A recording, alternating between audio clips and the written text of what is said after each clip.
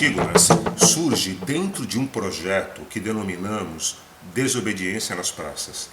Fizemos um convite a Calixto de Inhamus para elaborar a dramaturgia, e a nossa opção pelo Calixto, ela se deu porque entendíamos que a peça Antígona, pelo tema que ela aborda, e eu vou retomar isso um pouquinho mais à frente, ela deveria ser feita na rua, de uma forma mais acessível, popular, com textos diretos. E Calixto, então, nos fez a proposta de trabalharmos a partir dos estudos de Antígona e também das demais tragédias que compõem os ascendentes e os descendentes de Édipo. Ele também propôs a nós que a dramaturgia fosse elaborada por meio de dois planos. O plano trágico, que é onde se encontram Antígona, Creonte, Ismênia, Hermon, os personagens da tragédia, Tiresias, e um plano narrativo, com narradores e outros personagens criados com a função de contextualizar a peça com os tempos atuais. Portanto, já na proposta dramatúrgica, nós sabíamos que teríamos de lidar com cenas épicas e cenas dramáticas. Quando se pensa em levar essa tragédia para a rua, a gente se depara com duas questões. A primeira, qual suporte cênico será utilizado para a sua encenação? E o segundo, como levar esse suporte cênico até o local da apresentação? É aí que nasce a Gabi. Bom, o nome completo dela é Gabi 7043. Quem deu esse nome, juro que não fomos nós, foi o Detran de São Paulo.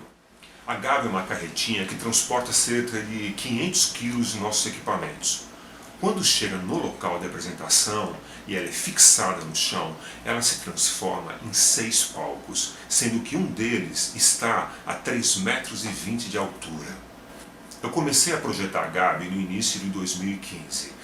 Lá pelo segundo semestre, quando os ensaios começaram, nós fizemos um convite para o João Donda, que é um cenotécnico parceiro nosso do Fábrica, de várias montagens, tudo e tal, para nos ajudar a desenvolver as funcionalidades da Gabi e principalmente construir.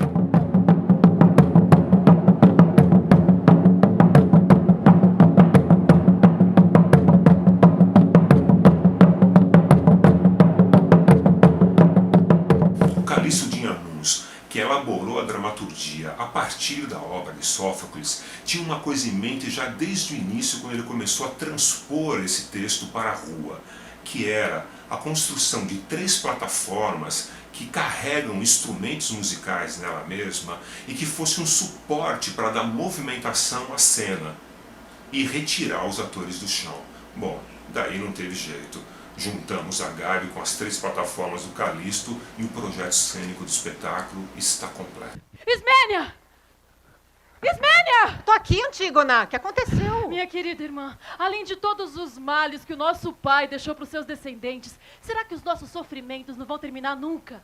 Como pode o nosso tio e agora o nosso rei, Creonte, editar uma lei tão perversa, lei que vai trazer mais uma desgraça? Ah, eu não tô sabendo de nenhuma nova desgraça, Antígona. Já não basta a tristeza dos nossos 2 irmãos, Etéocles e Polinice, deles lutarem entre si, os 2 se matarem. Mas que tristeza pior que essa. Esse triste acontecimento que pôs fim à guerra trouxe e trará mais desgraças para nós. Mas eu não sei o que tá acontecendo. Creonte decidiu que Etéocles, o seu protegido e defensor de Tebas, recebesse as honras de uma sepultura com todos os rituais. Agora, quanto ao infeliz Polinice, que lutou ao lado dos nossos inimigos, ele proibiu os cidadãos de Tebas de enterrá-lo, de prestarem homenagens fúnebres ou derramarem uma lágrima sobre o corpo dele. Polinice deverá ficar insepulto e servir de banquete aos cães e às aves carniceiras. Ai, que os deuses tenham piedade de nós. Creonte virá aqui para proclamar o seu decreto. E quem o desobedecer, quem quer que seja, deverá ser apedrejado pelo povo até a morte. Mas eu não vou ficar quieta diante dessa crueldade. Ah, não vou. Eu posso contar com você, minha irmã? Mas o que é que nós podemos fazer diante da vontade de um rei? Eu vou enterrar o meu irmão. Você me ajuda a carregar o corpo? Você enlouqueceu, Antígona? Você vai querer ir contra a proibição do Creonte? Nem ele, nem nenhum outro tirano podem me obrigar a renegar o meu irmão. Ao nosso irmão. Calma, minha irmã, calma. pensa nessa loucura que você quer fazer. Ai, já não chega tanta desgraça pra nossa família? Nós somos mulheres. Não podemos lutar contra os homens, seus exércitos. Nós temos que obedecer a leis impostas pelos governantes. Olha, os nossos mortos que me perdoem, mas como eu sou obrigada, eu vou obedecer o que me dizem. É loucura tentar fazer o que tá além das nossas forças. Ismênia, se você pensa assim, eu não vou insistir mais. Faça como quiser, mas eu vou enterrar o meu irmão. O Polinice sempre me amou e se for preciso eu vou descansar com ele na mesma terra. Tenho muito medo por você, Antígona, Antígona. Pensa melhor e não conta isso pra ninguém, que da minha parte eu vou guardar segredo. Não, não, por favor, fale, fale. Eu vou ficar com mais raiva se você ficar em silêncio, ao invés de contar pra todos. Que todos saibam da minha e da sua escolha. Não se preocupe com a minha vida, Ismênia. Salve a sua. Teu coração arde diante do que me causa calafrio. Cuidado. É insensatez tentar o que não pode ser feito. O meu sofrimento seria maior se eu não lutasse pelo que eu acho justo e certo. Para desenvolver a encenação a partir da dramaturgia do Calixto e da nossa Gabi, nós convidamos o diretor Mário Santana. Infelizmente, o Mário Santana veio a falecer em dezembro de 2017, professor da Unicamp, tendo dirigido grupos de teatro de rua, alguns inclusive com uma linguagem popular. E em Antígona, ele realizou um trabalho muito importante, não só na encenação, mas também na preparação do elenco para as cenas do plano trágico e do plano narrativo. E produzir cenas no narrativo mereceu um treino muito grande, muito forte e um aperfeiçoamento muito específico. Mas era algo mais plausível quando pensávamos na rua, enquanto lugar da cena, enquanto relação com o público. Agora, no plano trágico, preparar as condições para a cena foi algo muito cuidadoso.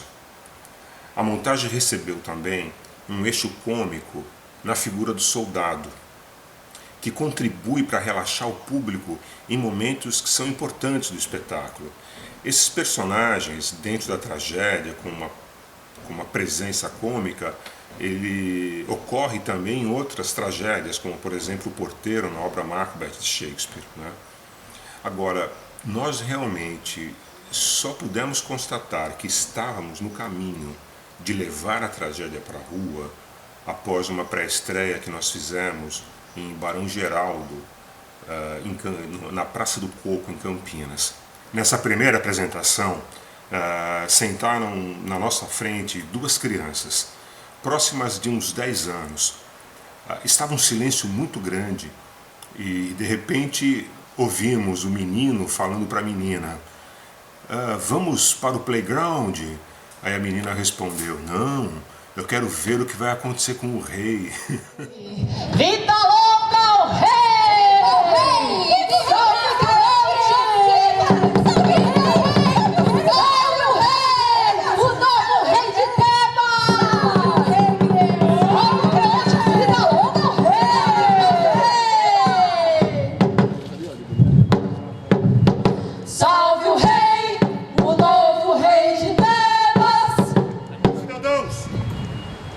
De Tebas, eu convoquei a todos, porque depois de um vendaval que quis destruir a nossa cidade, uma nova era de paz e segurança começará para todos nós. Nós vencemos o inimigo! Eles foram escorraçados, humilhados, e deixaram no solo sagrado de Tebas os seus escudos brancos e os corpos dos seus, que foram abatidos pela força dos nossos braços e o peso das nossas armas. Os abutres mal conseguem voar de tão saciados que estão com as carnes dos nossos inimigos. Logo após resistirmos ao ataque e destruirmos o inimigo nos portões de nossa cidade, eu ordenei a meu filho Emo que desse um troco e liderasse um ataque à cidade de Argos. Mas guerra agora? Ele trará glória e riquezas para a terra. Os soldados estão cansados, senhor. Tebas é uma cidade invencível. Eu sou o novo rei. Meu senhor!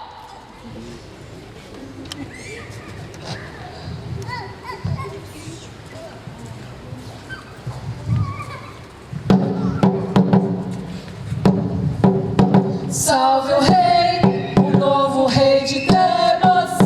Vocês me conhecem, mas no exercício do meu governo me conhecerão melhor. Porque o homem só se revela por inteiro quando ele assume o poder e as responsabilidades pelas coisas do Estado. Eu prometo, continuarei sendo um homem bom e justo. Eu não terei medo de tomar decisões, sejam aquelas que beneficiarem a todos ou as que contrariarem o interesse de alguns. Porque acima de tudo estão os interesses do Estado. Quanto aos 2 filhos de Édipo, meus sobrinhos e legítimos herdeiros do trono, eles estão mortos, um pelas mãos do outro. Um é Teucles, defendendo a sua pátria Tebas, já o outro Polinice atacando-a, querendo nos submeter ao jugo do estrangeiro. Eu vim até aqui para proclamar o meu primeiro decreto que diz respeito exatamente aos filhos de Édipo. Etéocles, que lutou bravamente por seu povo, que tombou em defesa da nossa cidade, esse receberá todas as honras que merecem os grandes heróis. Agora, quanto a Polinice, que trouxe o inimigo às nossas portas, que quis a ferro e fogo nos transformar em escravos de outros povos, eu decreto que ele permaneça caído ao lado do inimigo que tombou nas nossas terras, expondo as suas carnes, as aves de rapina e a fome dos cães, que seja transformado em objeto de terror e de aviso para qualquer um que pretender trair a sua pátria. Quem ousar oferecer sepultura a Polinice, os ritos sagrados que são oferecidos aos nossos mortos, esse morrerá. Essa é a minha vontade e que seja obedecida por todos. E assim será, pois ninguém é louco a ponto de desejar a própria morte. Certamente, cidadão. Grandes serão as consequências para quem desobedecer às minhas ordens. Mas grande também é a ambição humana diante da oportunidade de ganhar algum dinheiro. Eu quero compartilhar um pouco dos pontos que foram importantes para mim, do processo de criação e das apresentações. Quanto ao ator, acho que tem aquela questão que é mais evidente, que é o grande desafio, que é esse corpo presente, dilatado naquele espaço enorme, um espaço que ele é bem disperso, né? E como que você consegue ali corporalmente, vocalmente, energeticamente, você consegue incorporar, alcançar todo aquele espaço. Uma coisa que a gente usava microfone, né? Então a gente tinha uma outra relação ali com a voz. Na verdade, o desafio ali era conseguir, através daquele dispositivo, não deixar aquele dispositivo te distanciar do público, né? Que às vezes o dispositivo te deixa um pouco mais distante. Então esse também é um desafio diferente do que quando a gente não usa o microfone. Meu senhor! Meu senhor! Meu senhor! Meu senhor! Meu senhor! Senhor! Meu senhor! Meu senhor! Meu senhor!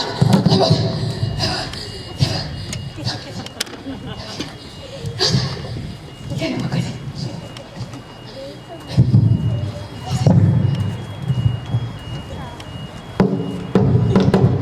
Eu sou o rei! Quem me desobedecer vai morrer! Guarda! Eu estou vendo você. Oh, meu senhor! Meu senhor! Eu vim correndo! Mas não é porque eu trago notícias urgentes, viu? Não. O fato os meus pés! Ah, meu senhor, os meus pés! Eles são rápidos demais pra minha cabeça! E por isso a minha cabeça não segurava os meus pés. Ela dizia: onde você vai, seu desgraçado? Vai andar durante horas debaixo desse sol pra no final tomar pancada? Então os meus pés paravam. Mas no minuto seguinte a minha cabeça não mudava de ideia. Ela é meio louquinha. Ela pensava assim, pensando bem. Porque é isso que as cabeças fazem, viu? Elas pensam. Pessoas pequenas como a minha, elas pensam. Pensando bem sobre onde? Fica sabendo disso por outra pessoa, vai ser bem pior. Então a minha cabeça quis ir, os meus pés quiseram ir, mas voltar Guarda, em cima fale. da cabeça, por em cima. Você está com medo ou você está querendo esconder alguma coisa? Medo? Não com medo não, meu senhor. O fato só é que eu não fiz. E eu também não sei quem fez. E quem não fez e não sabe quem fez, não merece castigo, né? Eu já vi arrancar no couro de muita gente que fala e não diz nada, viu? Ah? Mas esse não é o caso. caso, viu, meu senhor? O fato só é que eu temo que o senhor se confunda a mensagem com mensageiro. E se a mensagem não é muito boa, meu senhor? O mensageiro, essa pessoa que vos fala, é uma pessoa... Fale, guarda! Ou então vou mandar prendê-lo! Não, prender não! Meu Deus! Ô, meu senhor, eu tenho família, não, por favor. Prender não. Prender como eu falo. Alguém, não se sabe quem, enterrou o corpo do Polínico. O quê? E Sara desapareceu. Quem teve a ousadia de fazer isso? Eu não sei. Eu não sei qual foi o infeliz que resolveu desafiar o senhor excelentíssimo magnânimo. Eu não sei. Eu só sei que o infeliz não deixou pistas. Chegando lá, a gente não viu uma sepultura, mas o corpo estava coberto. Nem tão coberto, mas coberto. Não havia rastro de animal ou qualquer outra coisa que pudesse ter arrastado o morto. O que era duro, mas certo é que alguém ia ter que trazer a notícia, né? Aí que se instaurou a confusão. Era um xingando o outro, acusação, xingamento, tapa, violência, morte. Resolvemos fazer um sorteio. Adivinha quem foi sorteado? Eu vou encontrar o culpado desse ato. Esse miserável vai pagar caro pelo que fez. Um amigo, quer dizer, um conhecido, diz que pode ter sido os deuses que se apiedaram da alma. Cala a boca, imbecil. Não aumente a minha cólera. Como é que os deuses iam se importar com esse morto a ponto de lhe oferecer uma sepultura? Se foi exatamente esse morto, o covarde que se uniu aos estrangeiros para profanar os templos, pilhar os altares e roubar os tesouros dos deuses. Quer dizer então agora que os deuses resolveram proteger a vilania? Não, o que acontece é que existem pessoas que não aceitam a minha proclamação como governante. E por isso eles conspiram, murmuram e se recusam a obedecer às minhas ordens. Esses traidores, com certeza, são os mesmos que corromperam e subornaram os guardas para que cometesse esse ato tão infamante. Porque o dinheiro é a pior invenção da humanidade. O culpado, saibam todos, receberá o mais duro castigo. Quanto a você, guarda, se não trouxer o culpado à minha presença, o seu destino será pior que o inferno. Oh, meu senhor, escute bem aqui. Todo o dinheiro que eu ganho, que aliás é bem pouquinho, é todo fruto do meu trabalho, viu? Você nessa aqui, caia fora! E não se esqueça de encontrar alguém mais miserável sobre o qual você possa lançar a sua culpa. O então vai descobrir que o dinheiro que ele recebeu foi para comprar a vida dele.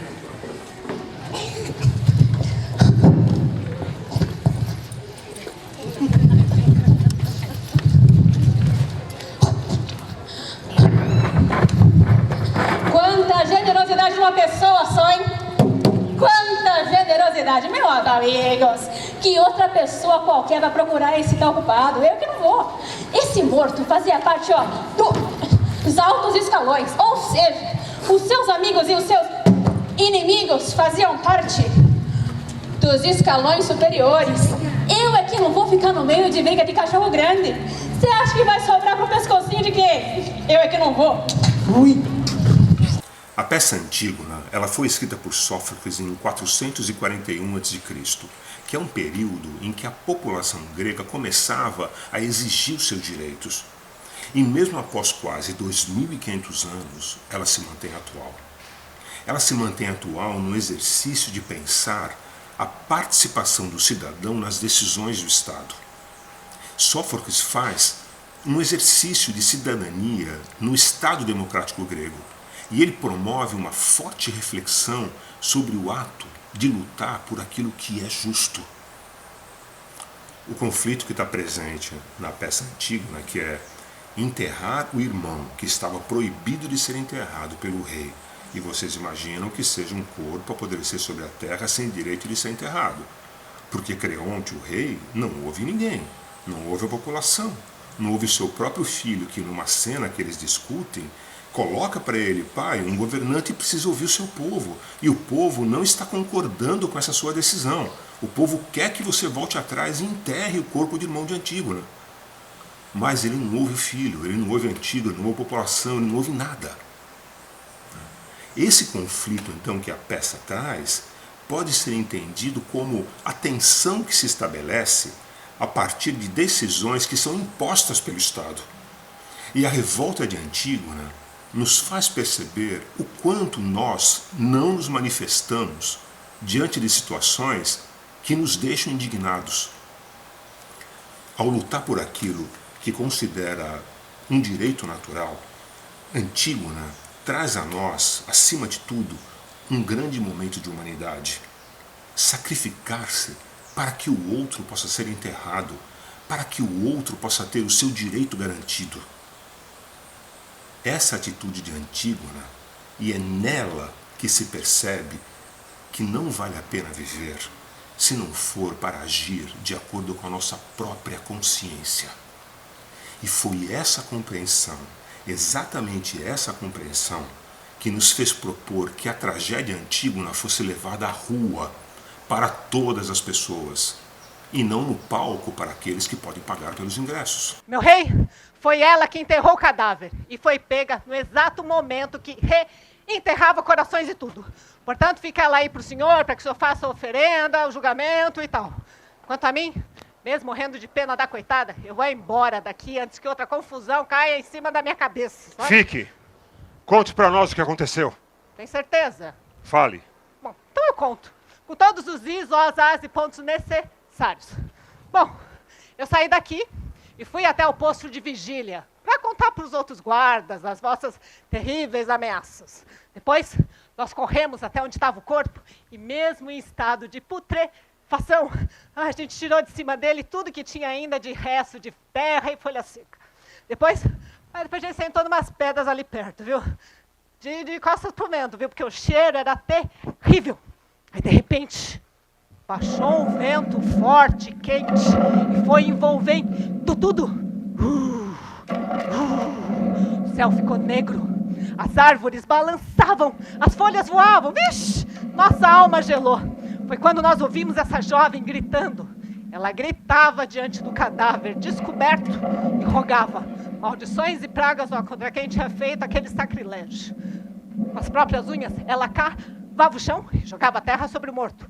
Com um jarro, jogava água sobre ele e fazia orações. Nós agarramos a infeliz, meu senhor, mas ela não reagiu, nem mostrou medo. A gente ficou feliz, né? Afinal, a gente estava livre. Mas eu pergunto para vocês, que mundo é esse onde para um infeliz como eu ser feliz, eu tenho que desgraçar outra infeliz como essa? Outro ponto que foi muito importante é a questão do olho no olho do público. Isso é fundamental, assim, porque você estabelece essa relação e puxa o público para o espetáculo, né? Quando, às vezes, porque é uma coisa que é um pouco cansativo e precisa de atenção, né? Quando, às vezes, você ficava num olho meio um pouco geral da massa, assim, você vê que a coisa começa a perder a mão daquele público. Então, o olho no olho, a atenção daquelas pessoas que ficam mais aos cantos, né? No nosso caso, era uma semi-arena.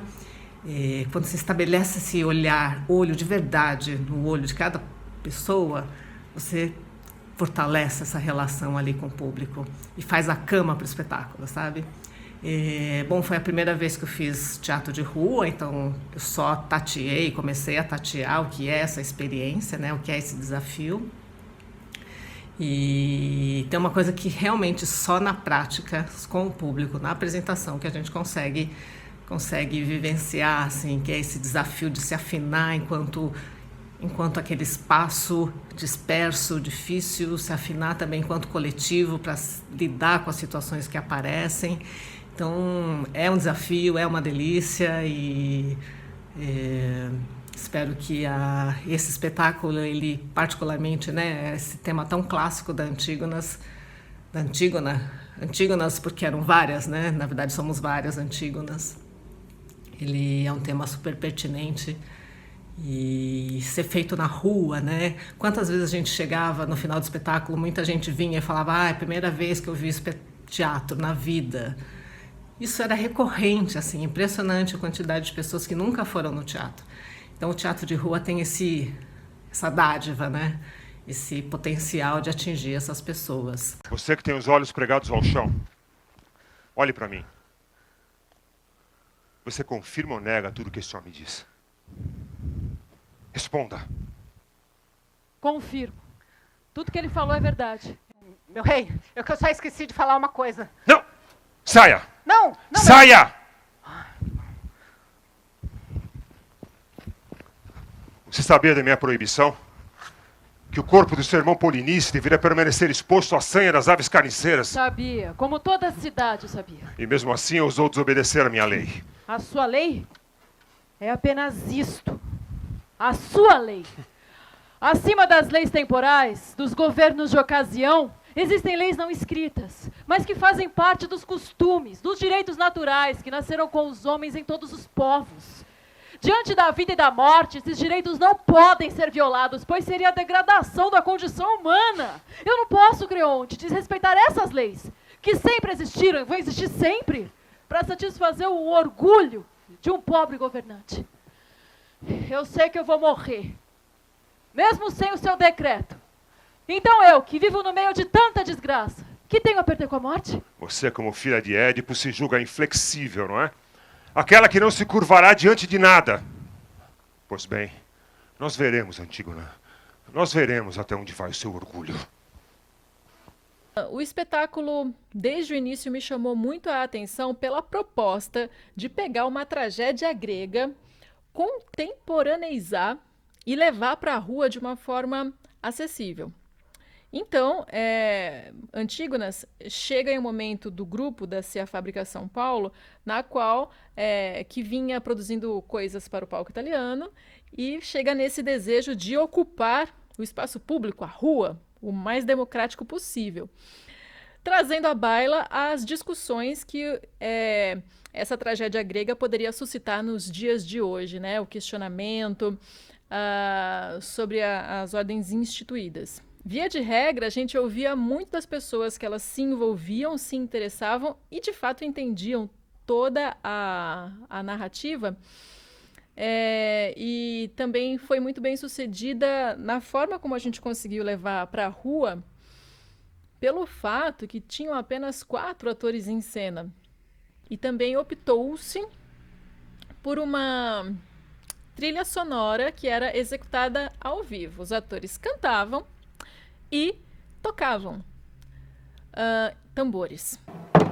Senhores, senhoras, a nossa vida são infinitas histórias. É como um rosário, sabe? Onde cada conta desse rosário é uma história. Então, você imagina, são muitas, muitas histórias. Porque o homem, ele é um falador, ele inventa e conta histórias. Diz que fala de outro homem, mas fala sempre de si. A musicalidade também é um fator essencial. Ela conferia ritmo para algumas cenas, ela conferia, através da letra, da poesia, um comentário narrativo, um discurso, né? Tanto que são músicas bastante diretas, objetivas no que querem dizer, chegam e concluem, falam o que querem falar. E ao mesmo tempo uma delas é uma música poética, lírica, porque eu me lembro de um determinado momento do processo, a gente falou, mas isso tudo está muito objetivo, né? Vamos colocar uma poesia para dar uma cor diferente. E é a música de quando Antígona é enterrada, viva. Então, esse lirismo aportado também pela música traz para a rua, para esse espaço urbano, um lugar de muita poesia, que era super acompanhado desses tambores, que vinha num trabalho tanto visual, porque são tambores bastante presentes e ao mesmo tempo arcaicos, né? Eles eram barris de vinho que se transformaram em tambores, que foram transformados em tambores. Então, esse anteparo era mais um elemento que trazia uma presença para o espetáculo, aterrando ele, ajudando a construir imagens também, visuais e sonoras, com essas relações todas entre ritmo, letra e poesia. Cidadãos, vocês ouviram o que disse essa jovem arrogante, mas eu afirmo, aos que mandam e os que obedecem. Essa mulher aqui, ela ousou desobedecer uma lei em vigor, ainda por cima se vangloria do seu ato. Eu não seria um comandante justo se eu permitir que um crime praticado por algum familiar meu fique sem castigo. Tragam Ismene aqui! Creonte! A Ismênia não participou e nem fez Tragam a nada. Ismênia! O que deseja além da minha morte? Todos aqui, se não fosse pelo medo, estariam falando o que eu falo.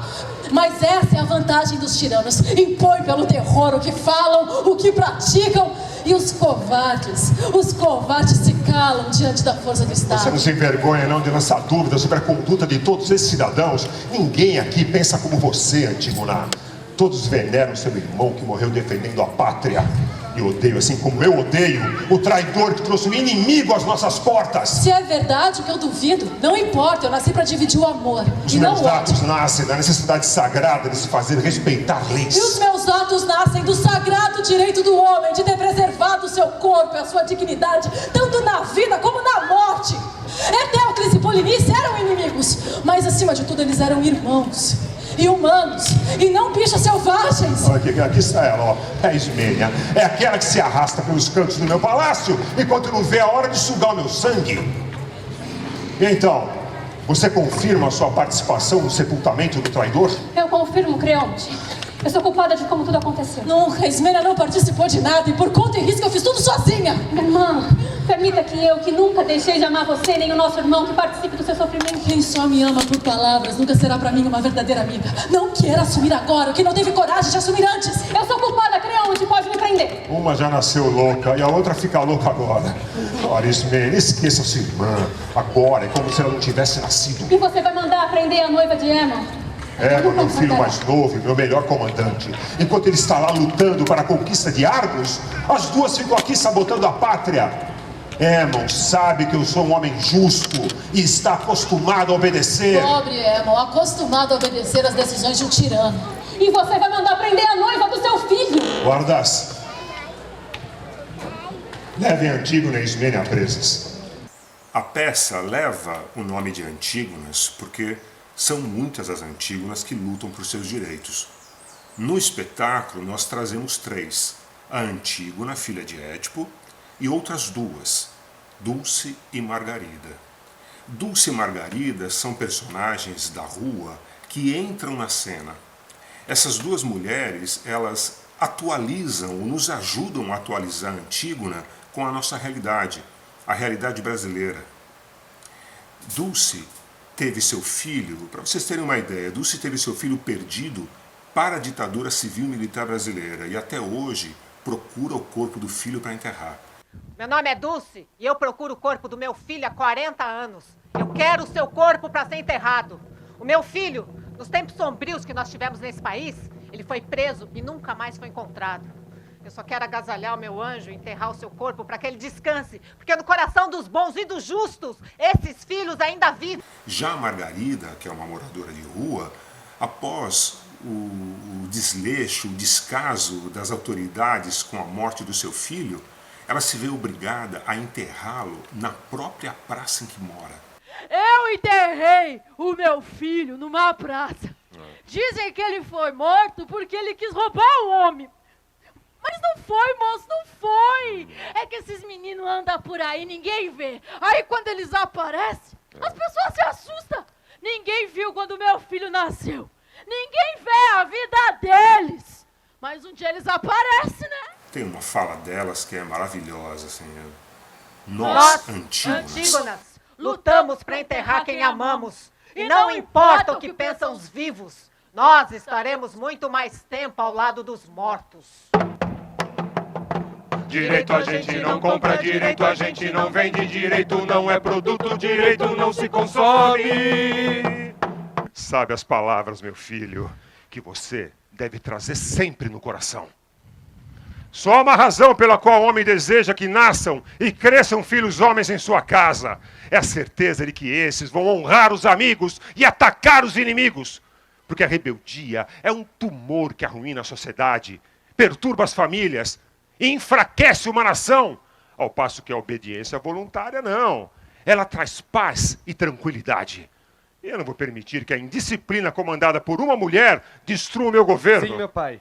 O senhor é um homem sábio e experiente e tudo o que disse me parece razoável. No entanto, outras pessoas podem pensar de formas diferentes e também dizerem coisas sensatas e razoáveis. O que acontece é que diante do senhor, todos são dominados pelo medo.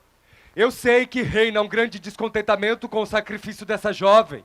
Na opinião de todas as mulheres, ela não merece a morte. Ao contrário, deveria ser glorificada por sua ação. Você veio aqui só para falar dessa mulher, não é? Não, meu pai, eu não vim só para falar dessa mulher, mas também para defender o Senhor e a justeza das coisas.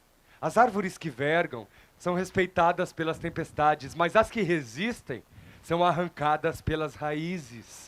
Escuta, meu pai, o que o seu povo fala nos lares, nas ruas, nas praças, pois um governante tem vida longa e feliz quando governa para o povo.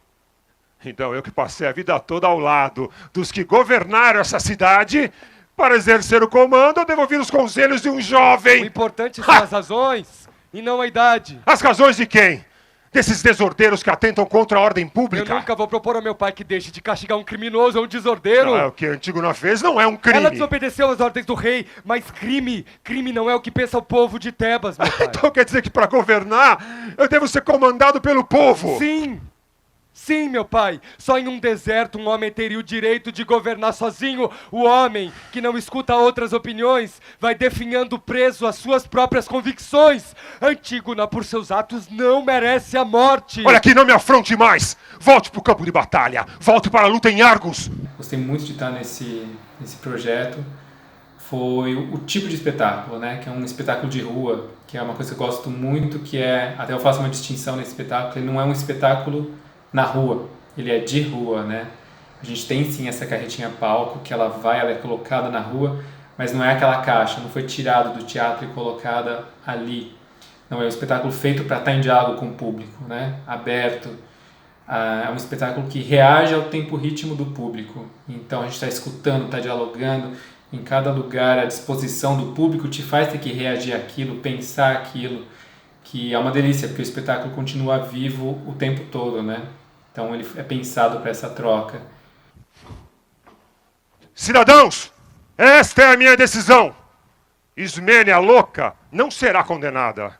Agora Antígona, que traz nas suas atitudes o mesmo comportamento do seu irmão Polinice, o traidor, essa será levada a um lugar deserto e ali, viva, será enterrada numa caverna. Que ela fique só na escuridão e decida se quer morrer ou ficar emparedada até os deuses se apiedarem da sua alma. Eu, Antígona, pela última vez aqui. Eu, Antígona, pela última vez aqui. Vejo a luz do sol da minha terra. Eu, Antígona, pela última vez aqui. A maldição da história e a maldade do rei me tiram de cena, do mundo, da vida. Eu, maldita, sou e logo serei carniça. Podre na boca do Eu, maldita, sem fim, sou e logo serei carniça. Se alguém perguntar por mim, digam que eu fui aquela que morreu um pouco antes de todos vocês. Eu, Antígona, pela última vez aqui. Eu, Antígona, sou e logo serei carniça. Sou e logo serei carniça.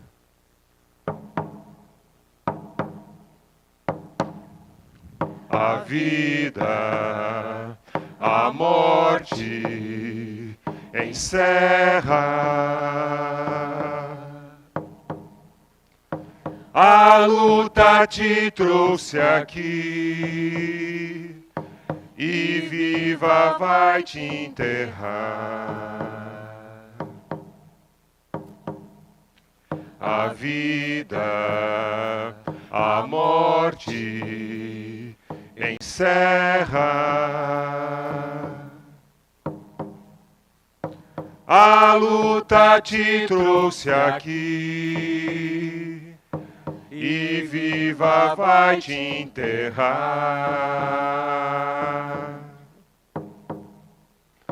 Mas ninguém deve esquecer, o teu exemplo será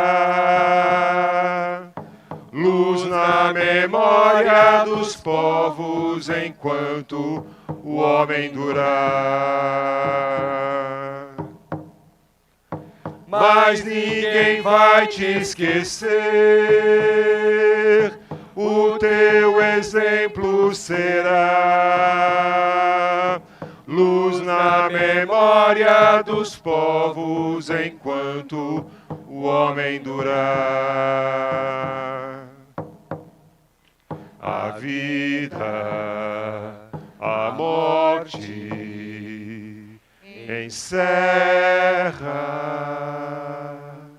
Olha, numa época em que as mulheres eram tidas como seres inferiores e excluídas das decisões políticas, numa época que a maioria da população grega era escrava e não tinha direito à voz e participação, Sófocles escreve uma tragédia e coloca uma mulher à frente dos que lutam por aquilo que acreditam e capaz de derrubar o poder.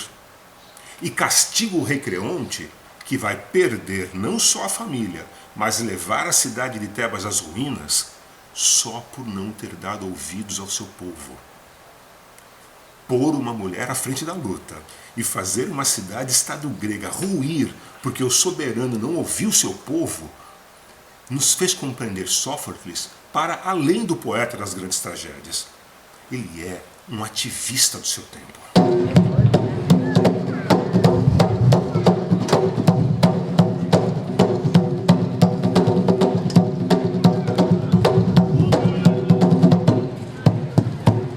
Meus filhos, Herme e Megarel, lutam na guerra contra Argos.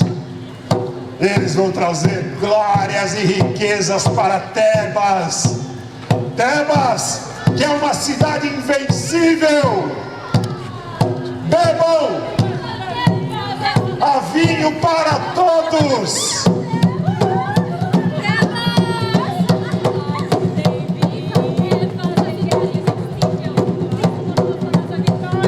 Vamos comemorar nossa vitória sobre Argos!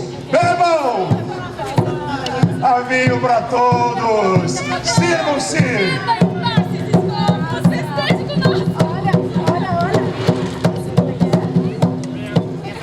É apenas uma questão de tempo.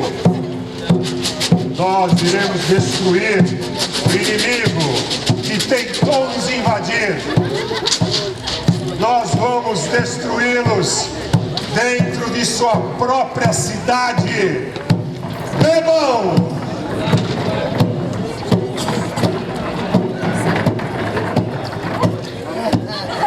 Há vinho para todos!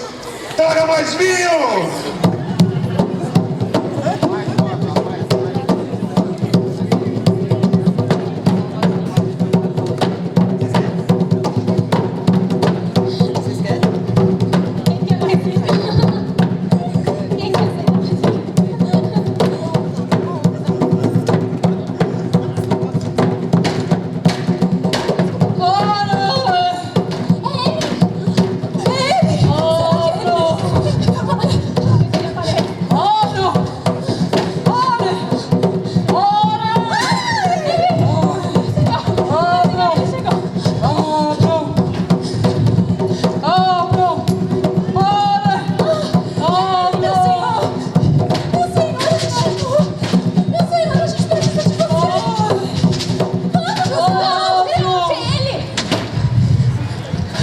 Você pensa em Antígonas, você jamais vai pensar que o Antígonas vai fazer teatro de rua, né? Eu começo em Antígonas na rua, será que isso vai dar certo?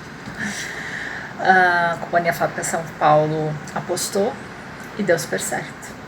Eu fui convidada para fazer não só parte do Antígonas, mas para fazer o Tirese.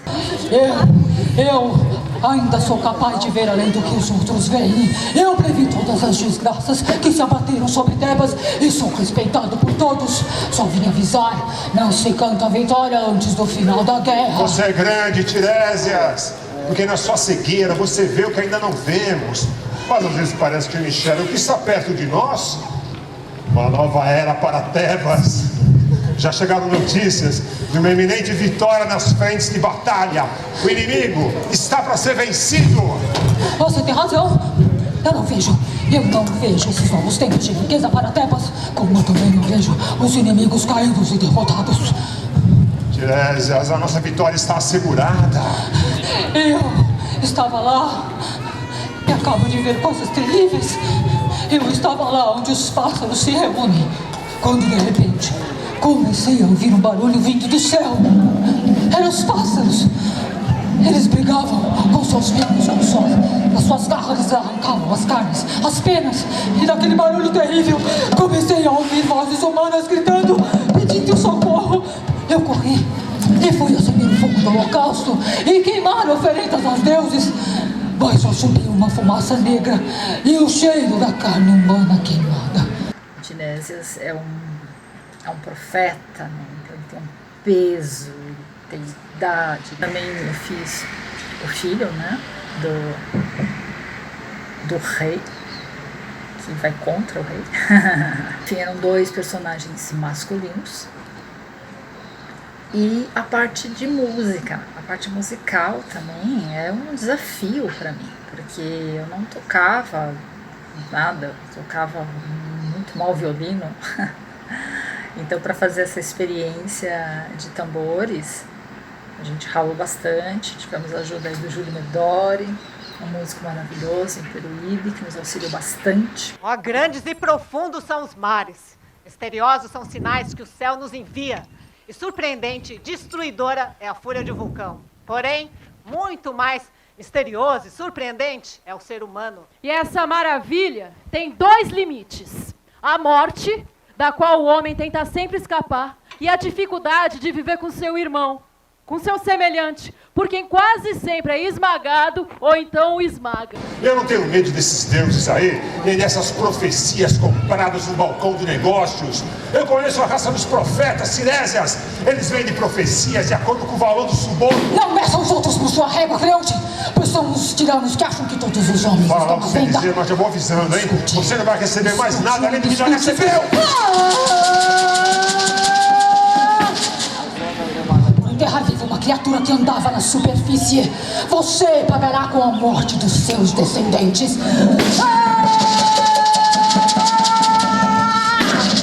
Por deixar os cadáveres de Polinice e dos guerreiros de Argos sem sepultura, muitos e muitos lamentos se ouvirão no seu palácio. Depois de outras cidades, marcharão guerreiros, incitados pelas mães dos insepultos, que destruirão Tebas!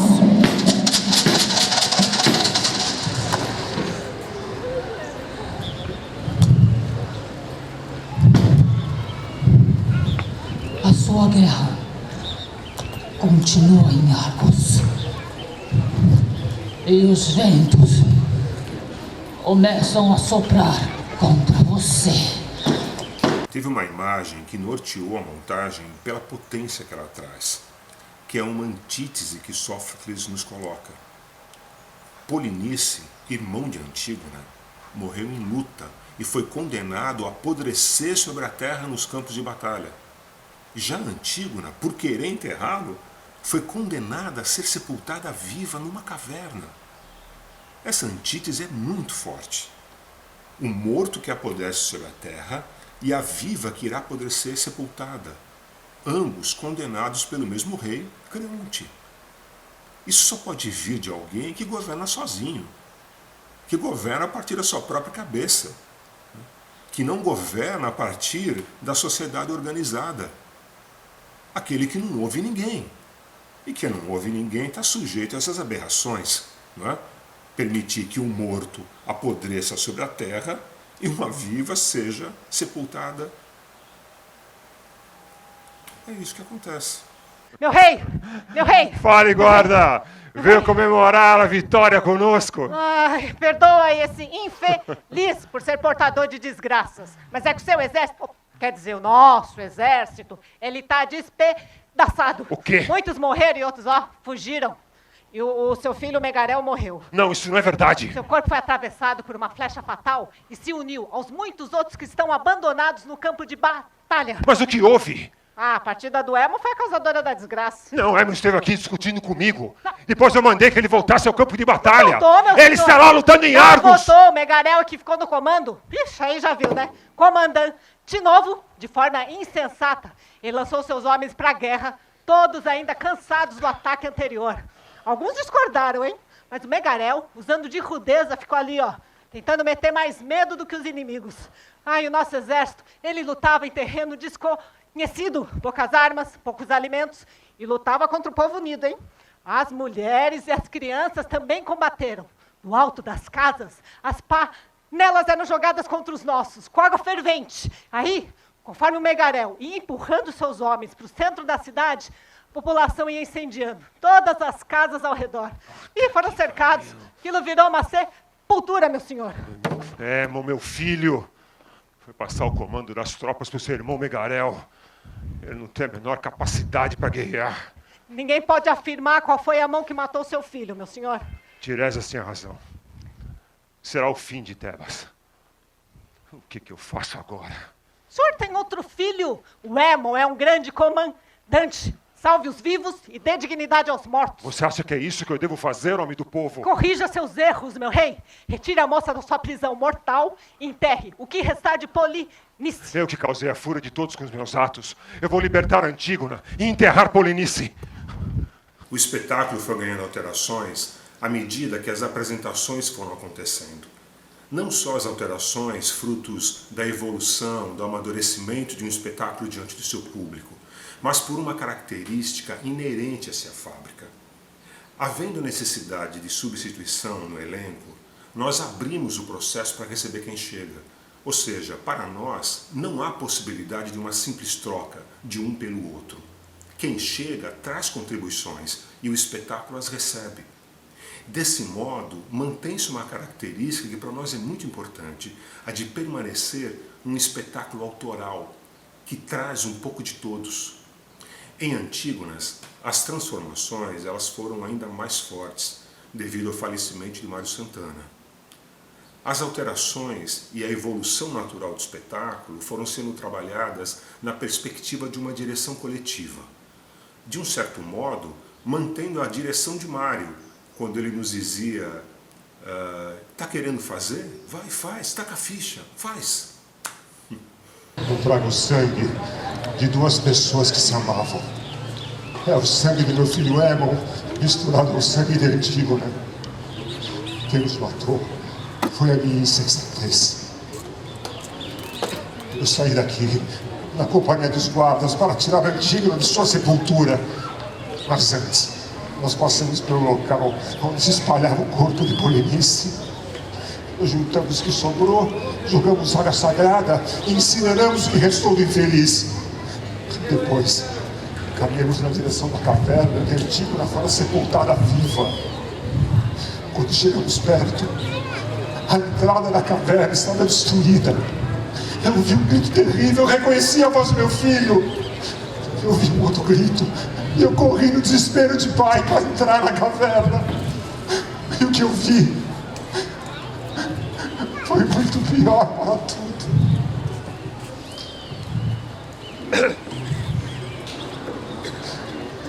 Deixa que eu continuo a contar. É que é uma história muito triste para um padre. Quando a gente entrou na caverna, a gente viu o Emo abraçado ao corpo de Antígona que havia se enforcado com uma corda feita com as próprias roupas. Emon gemia, gritava, chorava. Emon então chamou seu pai de assassino. Ele sacou a espada e tentou matar o pai, mas esse se esquivou. Emon não foi atrás dele. Parou, olhou com os olhos frios e raivosos e cuspiu no pai. Depois disso, virou a espada contra o próprio corpo e com força ele cravou a lâmina que atravessou seu coração. Respirando aos arrancos, o infeliz vai e se abraça ao corpo da amada. Da sua boca saiu o sangue que tingiu de vermelho aquela cena de dor. E Creonte, que até há pouco tempo mandava e desmandava em todos nós de forma arrogante, saiu de cena. Seus filhos morreram e sua mulher deu fim à própria vida. Creonte vagou por Tebas e Tebas morreu com ele. Ai daqueles que com empáfia e arrogância tratam a vida. a própria e a dos outros. Essa história foi contada para alertar e também denunciar os atos de desmame. É a nossa boca aberta, sem força para gritar, sem palavras, sem conduta daqueles que querem mudar. Até quando viveremos assim? Será que um dia a casa cai? Será que um dia o barco vira? As desgraças escreveram o destino desta mulher. E essa mulher somos nós. Ela sou eu e você. A maldade tomou conta desse homem quando rei. E esse rei somos nós, ninguém sabe porquê. O homem cega e se perde pelo poder. A terra guarda o corpo do morto e se faz ventre ao corpo da viva. E se espanta, traz desconforto, mas faz a gente ovelha passiva. No passo rasto de nossa história, o homem vira o lobo do homem, vira também o lobo da vida. Se virou lobo, já não é homem e a consciência se retira. Será que um dia a casa cai? Será que um dia o barco vira? Será que o medo nos constrói? Será assim que a vida gira? Será que um dia a casa cai? Será que um dia o barco vira? Será que o medo nos constrói? Será assim que a vida gira?